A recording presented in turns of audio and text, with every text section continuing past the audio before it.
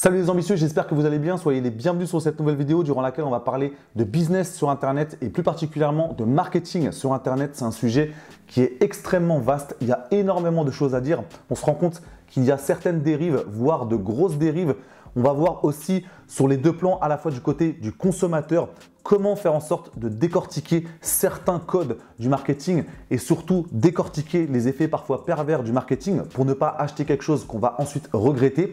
Et on va aussi se mettre du côté du producteur parce que peut-être que vous avez l'ambition de démarrer un business sur Internet. Vous avez peut-être déjà aujourd'hui un business sur Internet. On va voir quel type de marketing mettre en place pour justement en face avoir des personnes qui nous achètent des produits et qui ne regrettent pas leur achat par la suite. Dans cette vidéo, je vais beaucoup me baser sur mon expérience personnelle lorsque j'avais un business sur Internet il y a quelques années dans le domaine du coaching sportif. Je vendais des programmes sur Internet. Donc à la fois, j'avais une activité de coaching sportif à domicile, mais j'avais aussi une activité en ligne. Donc c'était dans les années 2010-2011. Donc c'était déjà il y a une éternité parce que depuis, énormément de choses ont changé. Mais depuis, j'ai quand même racheté quelques formations de marketing. Ça m'a permis de décortiquer certaines choses. Alors après, je ne suis pas là pour critiquer parce que je ne veux pas me mettre sur ce côté de quelqu'un qui passe son temps à critiquer. Je veux vraiment essayer d'être constructif, qu'on se rende compte qu'il y a certains côtés du marketing qui peuvent être pervers, qu'il faut absolument ne pas utiliser pour ne pas avoir en face de nous des personnes qui finissent par regretter leur achat. Certes, le marketing, c'est important, c'est même essentiel, c'est une activité qui est essentielle dans votre business, mais ça ne doit pas non plus être le cœur de votre activité, l'obsession numéro 1 que vous avez parce que à force de penser marketing, je trouve qu'on oublie l'essentiel, on passe à côté de notre produit, de la relation que nous avons avec les personnes qui nous suivent. Je pense que ça, c'est vraiment l'essentiel et j'insiste vraiment là-dessus parce que dans les dernières formations marketing que j'avais achetées, la dernière, ça date d'il y a 2 ans, je trouve que vraiment on se prend trop la tête sur les techniques, sur les dernières petites astuces qu'on peut mettre en place pour essayer de vendre plus et on oublie vraiment le cœur de notre activité, cette fameuse relation avec les personnes qui nous suivent et vraiment leur apporter un produit qui répond exactement à leur attente. Je ne vais donc pas vous dire que le marketing c'est mal, qu'il faut absolument ne pas l'utiliser, c'est un petit peu comme tout dans la vie, il faut savoir l'utiliser à bon escient, c'est un petit peu comme Internet. C'est un outil qui est extrêmement puissant, mais mal utilisé, ça peut devenir néfaste, voire très néfaste, alors que si on sait s'en servir, c'est un outil extrêmement riche qui nous permet d'augmenter notre savoir, d'acquérir du savoir beaucoup plus facilement qu'auparavant. Donc le marketing, c'est la même chose. Bien utilisé, c'est bien. Mal utilisé, c'est pas bien, voire pas bien du tout. Donc on va voir ça aujourd'hui dans cette vidéo. Je vais être très critique par rapport à moi-même. Je vais faire comme si je pouvais parler à la personne que j'étais il y a quelques années qui utilisait certaines techniques juste parce qu'elle entendait qu'il fallait absolument mettre ça en place parce qu'à l'époque, j'avais acheté 2 formations marketing. On nous rabâchait l'esprit en fait de certaines techniques, astuces, stratégies à mettre en place. J'avais du mal à écouter mon inconscient qui me disait pourquoi tu utilises ça alors que tu ne crois pas à ce genre de méthode. Je l'utilisais quand même, j'avais du mal à écouter cette petite voix. Donc vraiment, je vais être très critique par rapport à ça. Comme d'habitude, dans les commentaires, vous pourrez me dire un petit peu votre propre expérience parce que ce soit du côté du consommateur, on a tous acheté quelque chose qu'on a regretté par la suite. Peut-être même du côté du producteur parce que vous avez peut-être aujourd'hui déjà un business sur Internet ou peut-être que vous avez l'objectif de créer un business sur Internet et vous êtes déjà en train de réfléchir sur quel type de marketing vous souhaitez mettre en place. Et en parlant de marketing sur Internet, je tiens vraiment à faire la part des choses entre d'un côté les personnes qui ont un marketing qui est éthique, qui est bienveillant, qui ont vraiment à cœur de satisfaire les personnes qui leur achètent une formation ou un produit, qui ont donc vraiment ce besoin d'apporter le maximum de valeur pour ensuite en face avoir des personnes qui ne regrettent pas leur achat. Et de l'autre côté, des personnes qui sont peut-être un peu trop focalisées sur l'argent qu'ils peuvent générer en vendant telle ou telle chose, tel ou tel produit ou tel service, qui sont peut-être parfois en mode harceleur dans leur façon de communiquer avec les personnes qui les suivent. Je le sais parce que je l'ai fait moi-même lorsque j'étais dans ce business de vendre des programmes de coaching sur Internet. Je vous expliquerai tout à l'heure, mais il y a des moments où j'étais vraiment limite en train de les harceler parce que voilà, j'étais là en train de faire des offres. C'était vraiment quelque chose qui ne me ressemblait pas. J'ai mis du temps à m'en rendre compte. Donc c'est pour ça que je n'ai pas de souci à parler de ça. Je n'ai pas de souci avec les personnes qui vendent quelque chose sur Internet à partir du moment où on est dans ce marketing qu'on pourrait appeler un marketing éthique et bienveillant avec à cœur vraiment de satisfaire les personnes qui nous suivent. Je vais maintenant vous donner une liste de techniques que j'ai moi-même appliquées et que je ne vous recommande pas de mettre en place si vous avez aujourd'hui un business sur Internet parce que avec le recul, je me rends compte à quel point ce n'est que de la poudre aux yeux la plupart du temps. Ce n'est que rajouter des artifices peut-être pour compenser une certaine faiblesse de votre produit ou peut-être pour compenser un certain manque de confiance en vous parce que peut-être que votre produit est très bien, réussirez à bien se vendre, mais vous avez l'impression que ça ne va pas se vendre tant que ça. Donc, vous rajoutez un petit peu d'ingrédients supplémentaires pour saupoudrer un petit peu votre produit. La plupart du temps, c'est contre-productif. Donc, on va vraiment voir ça en détail dans cette liste. Du côté du producteur, je vous conseille donc de ne pas utiliser ces techniques. Et du côté du consommateur, si vous voyez certaines de ces techniques utilisées, ça ne veut pas dire qu'à 100% vous êtes sûr en face de vous d'avoir une personne qui cherche à vous arnaquer, mais ça doit simplement allumer certains signaux d'alerte dans votre esprit. Première technique, faire croire à une fausse rareté. Donc imaginons vous venez de créer un programme et vous dites « j'ouvre les portes pour seulement 10 personnes, je ne prends que 10 inscrits, donc dépêchez-vous parce que si vous arrivez à la 11e position, vous ne pourrez pas faire partie du programme ». Alors, j'insiste quand même sur un point important. Par moment, cette technique peut se justifier parce que imaginons vous avez créé un programme qui demande vraiment du temps pour accompagner les personnes qui se sont inscrites parce que vous allez peut-être les appeler, peut-être que vous allez vraiment passer 1 heure à chatter avec eux pour répondre à leurs questions. Ça va vous prendre un certain temps et vous savez que votre temps n'est pas illimité. Donc vous vous dites, je ne peux prendre que 10 personnes. Là pour le coup, cette technique se justifie. Mais on se rend compte que ça concerne qu'une infime partie des personnes qui utilisent cette technique. La plupart du temps, c'est simplement utilisé pour créer un certain sentiment chez les personnes qui vous suivent pour vraiment leur faire croire qu'elles risquent de rater le train en marche, donc elles doivent absolument se dépêcher pour acheter votre produit ou service. À la rigueur, s'il s'agit de produits physiques que vous allez ensuite envoyer à vos clients qui ont passé commande, on peut comprendre que par moment, vous ayez peut-être un stock limité, peut-être que vous n'avez que 50 pièces. Et là, lorsque vous avez vendu ces 50 pièces, forcément, vous ne pourrez plus envoyer de pièces supplémentaires. Donc, les personnes ne pourront plus commander. Donc là, ça se justifie d'avoir cette fameuse rareté. Mais s'il s'agit d'un bien immatériel, par exemple une formation qui ne vous demande pas forcément beaucoup de temps parce qu'il n'y a pas un suivi individualisé, là c'est difficilement compréhensible que la personne qui a créé cette formation puisse refuser des inscrits simplement parce qu'elle se dit j'en ai atteint 10. C'est sûr que s'il y a 10, 15 ou 20 personnes, forcément la personne va être tentée de les accepter quand même. Je vous le dis parce que moi quand j'ai utilisé cette technique, alors je ne me rappelle plus très bien, c'était peut-être les 20 premiers inscrits.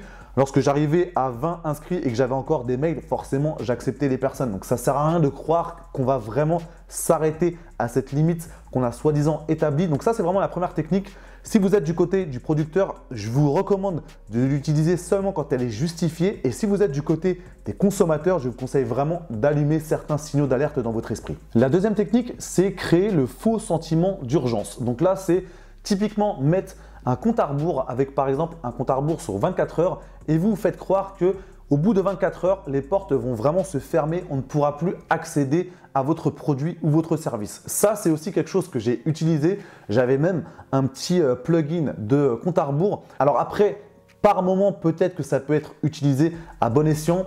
J'ai quand même du mal à y croire et on se rend compte par exemple qu'il y a quand même des moments où on accède à quelque chose, on accède à une page, on a l'impression qu'on a un compte à rebours qui va s'arrêter dans 24 heures, mais des fois, on revient au bout de 2 ou 3 jours, le compte à rebours est revenu à 0. Donc là, on a à nouveau un compte à rebours sur 24 heures. Donc là, on commence vraiment à avoir des doutes sur les réelles intentions de la personne qui utilise cette technique. Donc ça, c'est aussi quelque chose que je vous recommande de ne pas utiliser. Ça ne sert à rien, ce n'est qu'un artifice. Si votre produit est bon, si vous avez vraiment à cœur de satisfaire les personnes qui vous suivent, ça ne sert à rien de rajouter ça. C'est vraiment quelque chose qui risque même de polluer votre activité. Et petite précision par rapport à cette deuxième technique, lorsque je l'ai utilisé il y a quelques années avec ce fameux compte à rebours qui s'affichait sur la page, il y avait un certain stratagème qui était véhiculé dans certaines formations marketing qui disait « Ok, vous mettez ça en place pendant 24 heures, 48 heures, vous fermez réellement les portes et la semaine d'après, vous allez rouvrir les portes pendant 24 heures en faisant croire que, entre-temps, des personnes vous avaient contacté pour vraiment vous pousser à rouvrir les portes parce qu'elles étaient déçues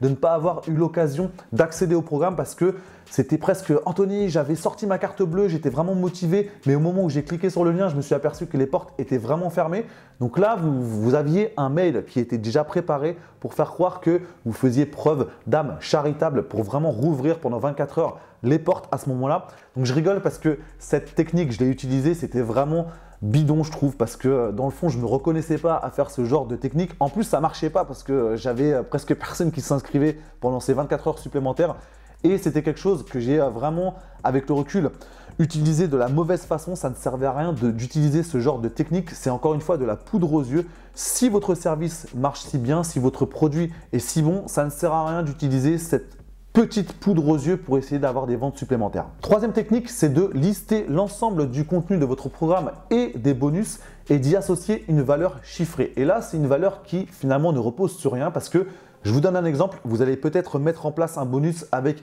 1 heure d'appel avec vous en direct et vous allez associer une valeur peut-être de 297 €, 397 €, 597 €, 997 €.